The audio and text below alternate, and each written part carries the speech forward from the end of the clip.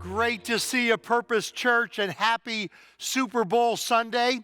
Today we continue a Purpose Church tradition with verses ripped out of their context for each of the teams in the Super Bowl. Now, we usually frown on this. Pastor Eric and I even preached a sermon series against taking verses out of context back in the fall. But we make an exception on Super Bowl Sunday. So let me ask you, right where you are, there in your living room, getting ready for the big game, or on your computer, wherever you might be, how many of you are rooting for the Kansas City Chiefs? Let me hear it. Raise your hands. Okay, here's your verse. 1 Chronicles 11, verse 10. These were the chiefs of David's mighty warriors. They, together with all Israel, gave his kingship strong support to extend it over the whole land. So there's your verse if you're a Chiefs fan. How many of you are rooting for the Philadelphia Eagles? The Philadelphia Eagles. Well, here is your verse. But those who hope in the Lord will renew their strength. They will soar on wings like eagles. They will run and not grow weary. They will walk and not be faint. Now, how many of you couldn't care less who wins the Super Bowl this afternoon? Well, I've got a verse for you. It's 1 Timothy 4, verse 8. For physical training is of some value, but godliness has value for all things, holding promise for both the present life and the life to come. Now, let me add a footnote to this, since February is Black History Month. Today's two starting quarterbacks are Jalen Hurts and Patrick Mahomes. Jalen Hurts, Patrick Mahomes. This is the first time in Super Bowl history that the two starting quarterbacks are both black. So it's kind of cool that that happened on Black History Month. This is the first time in Super Bowl history that both starting quarterbacks are both black. Now it gets even better. Here's the testimony for each player. Jalen Hurts. I keep God at the center of everything. I give him all the praise. I lean on him all the time. And I know that everything unfolds the way it's supposed to. He who kneels before God can stand before any man. My favorite Bible verse is John 13, verse 7. You may not know now, but later you will understand. That's some good stuff, isn't it? And then Patrick Mahomes. He said, faith is huge for me. Before every game, I walk the field and I do a prayer at the goalpost. I just thank God for letting me be on a stage where I can glorify Him. The biggest thing that I pray for is that whatever happens, win or lose, success or failure, that I am glorifying Him. So a couple of great testimonies there from a couple of great quarterbacks facing off against each other in today's Super Bowl. Now, just a couple of housekeeping items before we get into our study. First of all, I want to mention that we have a congregational meeting on Sunday afternoon, February 26th at 3:30 in the afternoon to approve the updates of our 2003 Constitution. We haven't done this for 2 decades, for 20 years. Over the past 6 months, our Board of Trustees have invested about 200 hours on this. We have between 5 and 6 hours of congregational meetings. So I really hope that you can help us finish up the job for the next, hopefully, 20 years. And then a second encouragement I want to do, a little bit of a challenge. Our in-person attendance here at Purpose Church, our in-person attendance is now up 44% over a year ago. 44% more in-person attendance than a year ago. So we really need more volunteers in our guest services to serve more and more people. We've got more and more people, so we need more and more guest services volunteers as we continue to grow. So if you just go to online to purposechurch.com/serve, Or if you want to get in the next Design to Serve experience that's going to happen 10 o'clock on February 26th. But again, you don't need to go to that to just go to purposechurch.com/serve and sign up, and we would love to have you help us with that need of welcoming people that are seeking out Jesus and seeking out a church. You can be the first friendly face that they see. And then a third item I want to mention is that Dottie Cole, the beloved pastor's wife of Dr. Ted Cole, they pastored our church, the two of them, for 28 years. Well, Dr. Ted is already with the Lord, but Dorothy went home to be with the Lord this past Tuesday. She was 98 years old. Now, today we're continuing our 2023 series in which we cover the 66 books of the Bible in 52 weeks. That means that some weeks, like today, we're going to need to cover 2 books at a time. And so the title of our series is Jesus on Every Page. And we're looking for Jesus in every book of the Bible, but we're also looking for ourselves in every book of the Bible. How does each book apply to your life? Now, the title of the section that we're currently in, which is the historical books of the Old Testament, is called No Perfect People Allowed. Last Sunday, Pastor Mark Johnson started off in this new section, did just a phenomenal job with the book of Joshua. And so I really want to encourage you to go online and watch that if you didn't catch that last Sunday. And the title for today's study is Judges, Jesus, our righteous ruler, and Ruth, Jesus, our guardian redeemer. Let's look at the background for the book of Judges. It takes 1 hour and 41 minutes to read the book of Judges. With regard to content, the cyclical narrative of the time of the Judges. That is, there's this cycle. I'm going to show you a chart for that in just a moment, with emphasis on Israel's repeated lack of covenant loyalty. And then the historical coverage is from the death of Joshua to the beginning of the monarchy. That is, to when they had kings like Saul, David, and Solomon. So from the death of Joshua to the beginning of monarchy period when they had kings in Israel.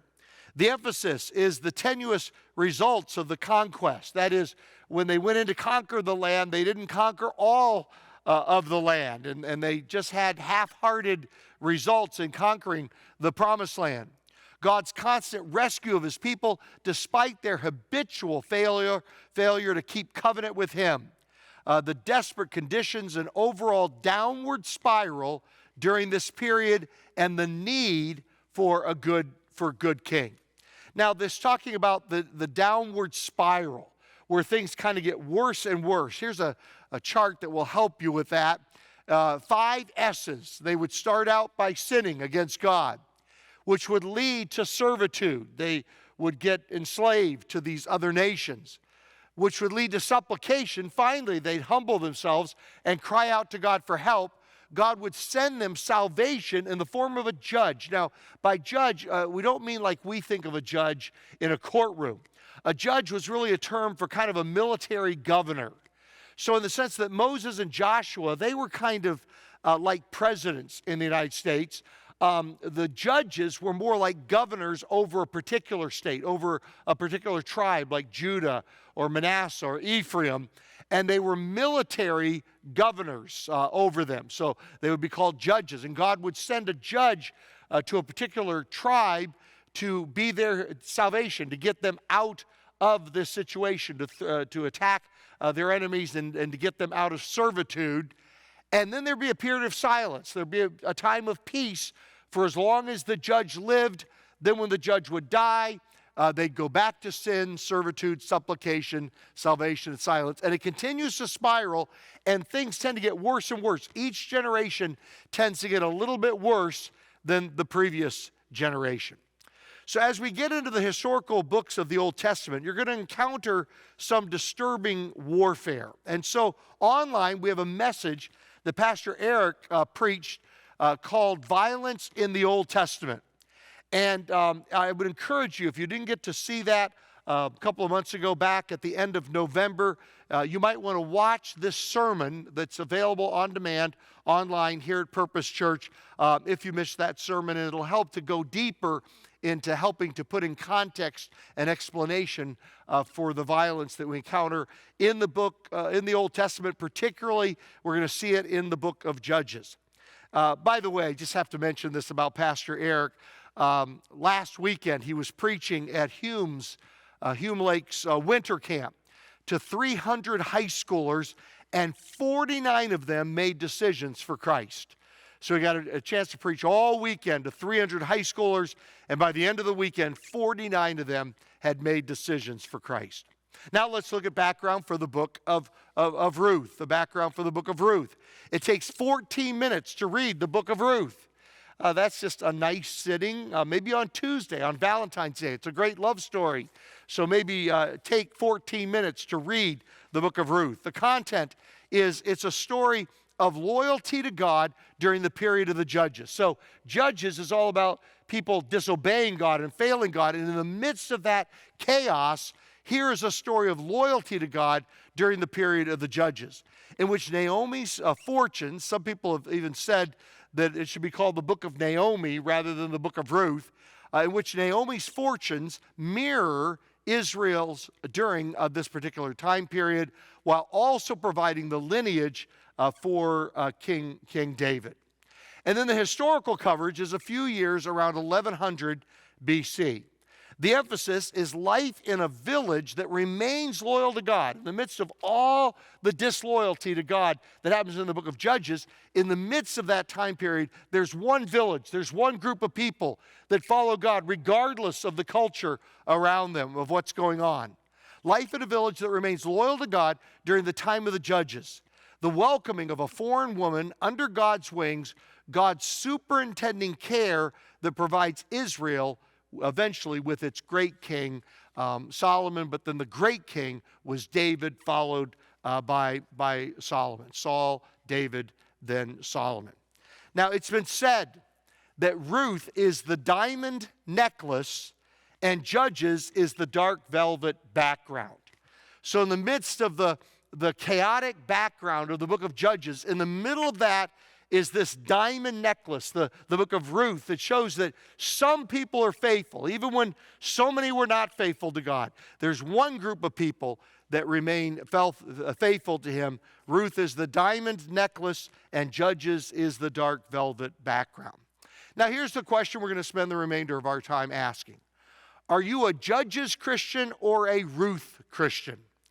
Whenever I say that phrase now, Ruth Christians, I'm going to keep thinking of Ruth Chris's Steakhouse. And I don't know about you, but I'm going to be hungry this entire message from now on, because Ruth Christian sounds like Ruth Chris. But anyway, are you a Judges Christian or a Ruth Christian? A Judges Christian makes excuses. A Judges Christian makes excuses. Here's something that you may want to take advantage of. I know that it's late notice, but a friend of mine has 2 tickets for the Super Bowl in Glendale, Arizona at the State Farm Stadium on Sunday, February 12th. That's today. They are box seats, and he paid $10,000 per ticket, which includes the ride to and from the airport, lunch, dinner, and a pass to the winner's locker room after the game. What he didn't realize when he bought them last year was that it's on the same day as his wedding. So if you're interested or know anyone who might be, he is looking for someone to take his place. The wedding is at St. Paul's Church at 3 p.m. Her name is Ashley. She's a good cook. She loves to fish and hunt and will clean your truck. She'll be the one in the white dress. So his excuse for missing the wedding is the Super Bowl. And a Judges Christian is one who makes excuses. Judges 1 verse 19. The Lord was with the men of Judah. They took possession of the hill country, but they were unable to drive the people from the plains. Here's excuse number 1, because they had chariots fitted with iron. They said, God, we can't do it, because the people there had chariots fitted with iron. The first nation to develop a new weapon will win all of their battles until all the other nations catch up with their technology. Until the other nations catch up, whoever develops the weapon for the first time will usually dominate until the others catch up. For example, ancient China was the first one to invent crossbows, not just ordinary bow and arrows, but crossbows. And so they dominated until the nations around them developed crossbow technology. Nuclear weapons. The United States is the first that had nuclear weapons, and so we dominated until now other nations have nuclear weapons as well. And the Philistines were the first in their region to develop iron chariots fitted with iron. And so the Israelites, their excuse to God was, God, we can't conquer it because the Philistines have iron chariots. And maybe we do the same thing with regard to new technology. God, I know I let social media dominate our lives. We let social media dominate our attention. I spend way too much time looking at my phone. Well, Lord, it was the new technology that was really tempting. I just can't have your priorities in my life because this new technology is just too difficult to deal with. Just like the Israelites saying, God, we can't conquer that promised land that you've called on us to conquer because the territory is guarded by the Philistines, and their technology that they have with these iron chariots is just too difficult. We can't do it. Or down in verse 27, but Manasseh did not drive out the people of Bethshan or Tanakh or Dor or Ibleam or Megiddo and their surrounding settlements, for the Canaanites were determined to live in that land. Let's hold it there for just a moment, if we could go back to that verse. God, I can't conquer that area of life. The Israelites said, we can't do it because the Canaanites are determined. We can't overcome them because they're determined.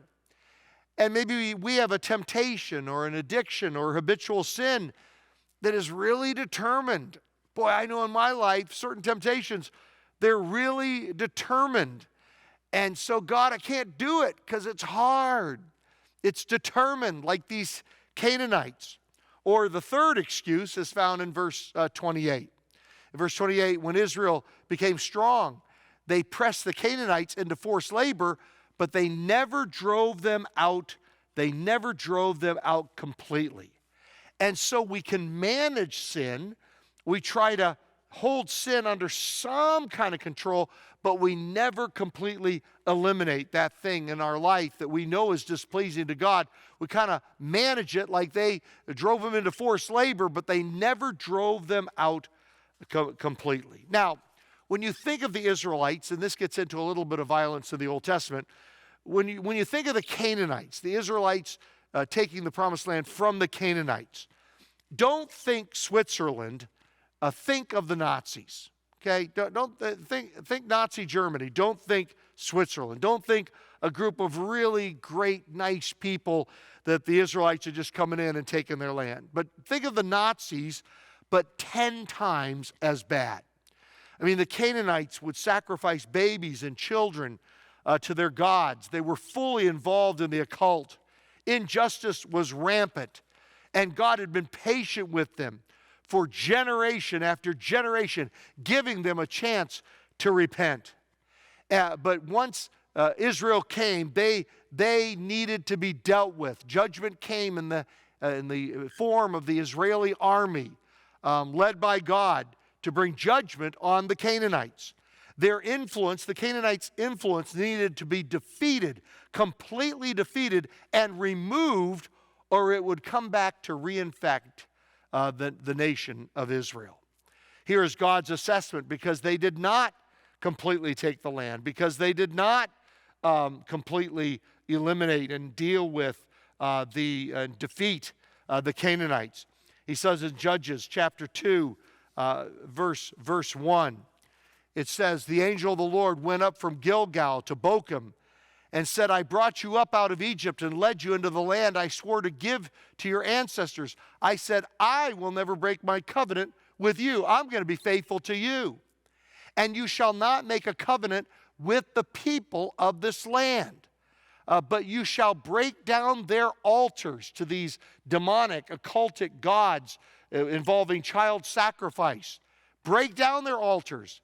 Yet you have disobeyed me. Why have you done this? And I have also said, I will not drive them out before you. They will become traps for you. Because you've not been faithful to me, I'm not going to do it for you. You were supposed to do it with my help. You haven't done it. I'm not going to do it for you. They will become traps for you if you allow them to stay there. Think in terms of, imagine if the defeat of the Nazis was not complete. If people said, well, let's accommodate them. Let's kind of just coexist with Nazi Germany.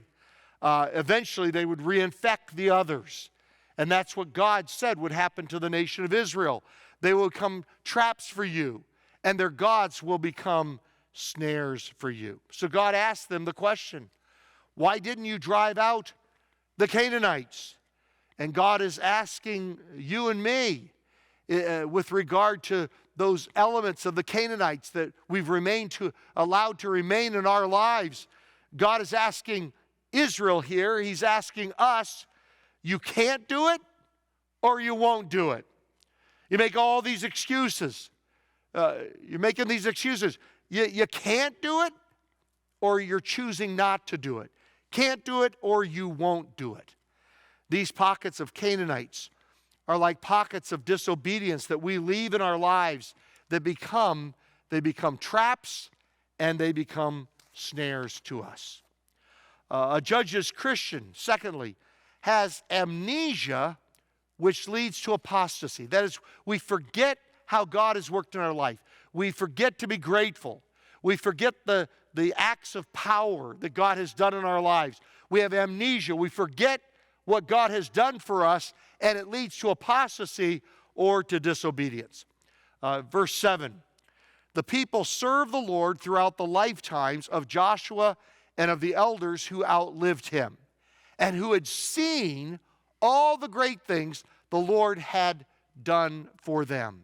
Joshua, son of Nun, the servant of the Lord, died at the age of 110, and they buried him in the land of his inheritance at Timnath-Heres in the hill country of Ephraim, north of Mount Gash. After that whole generation had been gathered to their ancestors, that is, they had died, they had passed from the scene, another generation grew up who knew neither the Lord nor what he had done for Israel. Then the Israelites did evil in the eyes of the Lord and served the Baals. So they had amnesia. They had forgotten what God had done, or they had never seen God personally do those things, like the crossing of the Red Sea and manna from heaven, water from a rock, crossing the Jordan River, and Jericho, to name just a few. In one generation, they go from being a generation that knocked down the walls of Jericho to one who doesn't know God at all. That's just how fast it can happen. We're always just one generation away from losing the gospel if we don't pass the gospel on to the next generation. That's why we need to make that a priority. To pass the gospel to children, to youth, to young adults, because we are always just one generation away from failing to do so, like what happened here in the nation of Israel. And then thirdly, a judge's Christian allows small areas of disbelief to produce large areas of disaster. Verse 12, they forsook the Lord, the God of their ancestors, who had brought them out of Egypt. They followed and worshiped various gods of the people around them. They aroused the Lord's anger because they forsook him and served Baal and the Ashtoreths. In his anger against Israel, the Lord gave them into the hands of raiders. Now, you Raiders fans, I just showed you where the Chiefs and the Eagles are in the Bible. Well, the Raiders are there as well. Now, it's not a very favorable thing going on here. Raiders who plundered them. But something tells me that you Raiders fans would like that description of you. He sold them into the hands of their enemies all around, whom they were no longer able to resist. Whenever Israel went out to fight, the hand of the Lord was against them to defeat them, just as he had sworn to them. They were in great distress. Then the Lord raised up judges who saved them out of the hands of these raiders. Yet they would not listen to their judges, but prostituted themselves to other gods and worshiped them. They quickly turned from the ways of their ancestors who had been obedient to the Lord's commands. And so again, we see that whole thing that goes on. They sin, and then it leads to servitude, which leads to enslavement, to slavery, which then leads to them crying out to God, and God saves them, salvation through the various judges that God raised up. And then there's a period of silence and quiet during the lifetime of that judge, but then when that judge dies, they go back to that cycle of sin once again. Again and again, we see this cycle just go on and on. And then verse 18, whenever the Lord raised up a judge for them, he was with the judge and saved them out of the hands of their enemies as long as the judge lived. For the Lord relented because of their groaning under those who oppressed and afflicted them. But when the judge died, the people returned to ways even more corrupt than those of their ancestors. That's where you see the downward spiral. Following other gods and serving and worshiping them, they refused to give up their evil practices and their stubborn ways. Now, we come to a great love story for Valentine's Day week. So we move away from the disobedience of judges to within that chaos, within that terrible time period in Israel's history, there remained a group of people who were still faithful to God. And oh, Purpose Church, may we be that people in the midst of a culture that has turned its back on God. May we be the faithful village. May we be the faithful family. May we be the faithful Christ followers who remain steadfast, like Ruth, like Naomi, as opposed to those within the book of Judges. Now we come to this great love story. A Ruth Christian is consistently committed. There's a famine in Israel, so a woman named Naomi with her husband and 2 sons leave where they lived in Bethlehem in Judah, and they go to Moab, where the sons marry 2 Moabite girls. Naomi's husband and her 2 sons all die in Moab over a 10-year period. So Naomi decides to go back to Bethlehem. The famine is over, so she's going to go back to Bethlehem. Now, one daughter-in-law stays in Moab, but the other daughter-in-law, named Ruth, insists on staying with Naomi. And now we have one of the most beautiful passages in all the Bible. But Ruth replied, "Don't urge me to leave you or to turn back from you. Where you go, I will go. And where you stay, I will stay. Your people will be my people, and your God, my God. Where you die, I will die, and there I will be buried. May the Lord deal with me, be it ever so severely, if even death separates you and me." A Ruth Christian is consistently committed to fulfill God's purpose for your life. On Wednesday, I went to give blood over at the University of Laverne, inspired by my mother-in-law. She's the one that gets us to take her to give blood, and so as a result, we all just get in the habit of giving blood as well. My mother-in-law is going to be 93 this upcoming week, 93 years old. She has given about every 4 weeks faithfully throughout her adult life. She estimates she has given about 300 to 400 pints of blood during her lifetime, helping thousands of people. And she's still giving at the age of 93. So Noah and Kimberly and I and my mother-in-law, we all went to give blood. And I kind of like giving blood because I always feel very special when I go, because I am O negative, which is the universal donor. And because I'm O negative, oh my goodness, when I arrive, they roll out the red carpet. They have me sit on a throne before I give blood. They don't give me the ordinary snacks like Oreos afterwards. They give me Thin Mint, Girl Scout cookies. all of that is a lie. None of that is true. But they do get very excited when an O negative walks in. And usually I give this thing called Power Red, where I can give twice as many red blood cells, but I only have to go in every 4 months rather than every 2 months. Because when you give double, you got to wait longer. And so I kind of like it because then I can only donate 3 times a year rather than 6 times a year. So I walk in. But this time I walk in, and I was expecting to do this whole Power Red, but they said, oh, no. You're not just O negative. Has anybody ever told you that you are also CMV negative? Not only are you O negative, you are CMV negative. I said, I've never heard such a thing. And so they told me for the first time. They said, this is what the babies need. They will take your blood and it'll directly go to the babies in need. And in that moment, I was very, very glad. But I was also somewhat sad because I thought of all the times that I have been too busy to give. You can identify, can't you? Donating blood is one of those things you know you should do, but you just have trouble getting around to have the time to do it. And that's true in my life as well. And so I felt glad, but I was also sad of thinking of all the times that I have failed the babies. But I also was inspired that now with this knowledge, I will be better in the years ahead at donating blood, now that I know it's the babies that need my particular type of blood. And I think it's going to be just like that when we get to heaven. We will be glad to the degree that we fulfilled consistently God's purpose and plan for our lives. We'll be glad. But I think I'm also going to be sad, thinking of all the ways that I did not obey God and that I did not fulfill His purpose and His plan for my life. But to the degree that you understand that you are special, you're one of a kind, you are 1 in 8 billion. In the same way I found out I'm not only O negative, but I'm also CMV negative as well, and that somehow that was a special assignment.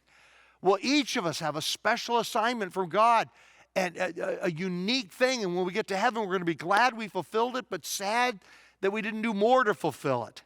And so let's be inspired to be a Ruth Christian who consistently committed to fulfilling God's purpose for her life, and we should do it for our lives. A Ruth Christian promotes justice. Ruth appeals to a man named Boaz for justice, protection, and provision for her needs. And so Boaz becomes her kinsman redeemer or guardian redeemer. And this is a picture of how Jesus redeems us. A guardian redeemer means to act on behalf of a relative who is in trouble, danger, or need. And that's what Jesus did for us. He acted on behalf of his friends, of his family members, his brothers and sisters who were in trouble, danger, and in need. And we see here a picture from 1100 BC of what Christ would come and do for us as our Redeemer. Ruth 4, starting in verse 1. Meanwhile, Boaz went up to the town gate and sat down there just as the guardian redeemer he had mentioned came along. Boaz said, "Come over here, my friend, and sit down." So he went over and sat down. Boaz took 10 of the elders of the town and said, "Sit here," and they did so. Then he said to the guardian redeemer, "Naomi, who has come back from Moab, is selling the piece of land that belonged to our relative Elimelech. I thought I should bring the matter to your attention and suggest that you buy it in the presence of these seated here and in the presence of the elders of my people. If you will redeem it, do so.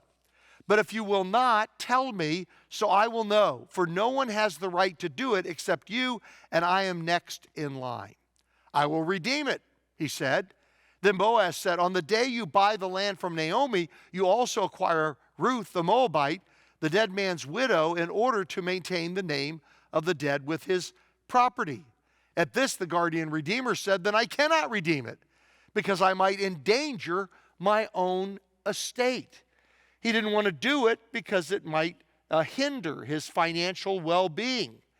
And so he didn't want to do justice because it took him out of his comfort zone. It would mean a sacrifice on his part.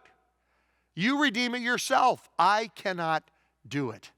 Now, in earlier times in Israel, for the redemption and transfer of property to become final, one party took off his sandal and gave it to the other. This was the method of legalizing transactions in Israel. So the guardian redeemer said to Boaz, "Buy it yourself," and he removed his sandal. Then Boaz announced to the elders and all the people, "Today you are witnesses that I have bought from Naomi all the property of Elimelech, Kilion, and Mahlon. I have also acquired Ruth the Moabite, Mahlon's widow, as my wife, in order to maintain the name of the dead with his property, so that his name will not disappear from among his family or from his hometown. Today you are my witnesses." Then the elders and all the people at the gate said, "We are witnesses. May the Lord make the woman who is coming into your home like Rachel and Leah, who together built up the family of Israel. May you have standing in Ephrathah and be famous in Bethlehem." They had no idea when they said that how much that was going to be fulfilled, how that prophecy, that blessing was going to come true. "Through the offspring the Lord gives you by this young woman, may your family be like that of Perez, whom Tamar bore to Judah." And so, finally, a Ruth Christian points to Jesus. The book of Ruth ends with this genealogy. Ruth 4, verse 21. Salmon, the father of Boaz, Boaz, the father of Obed, Obed, the father of Jesse, and Jesse, the father of David. Matthew gives us more detail in chapter 1, verse 5. Salmon, the father of Boaz, whose mother was Rahab, in the book of Joshua that we studied last Sunday. Boaz, the father of Obed, whose mother was Ruth, Obed, the father of Jesse, and Jesse, the father of King David, skipping down to verse 16. And Jacob, the father of Joseph, the husband of Mary, and Mary was the mother of Jesus, who is called the Messiah. Let's pray together. Lord, help us not to be judges, Christians, making excuses, having amnesia, forgetting the goodness of God, forgetting the past acts of God in our lives, the past power of God, what He has done in and for us, having amnesia. Keep us from tolerating little areas of disobedience which can lead to large areas of disaster. Oh Lord, help us to be Ruth Christians, consistently committed, promoting justice, and pointing others to Jesus. And it is in His name that we pray, and wherever you are, if you agree with that prayer, would you say out loud with me, wherever you are, together, amen and amen.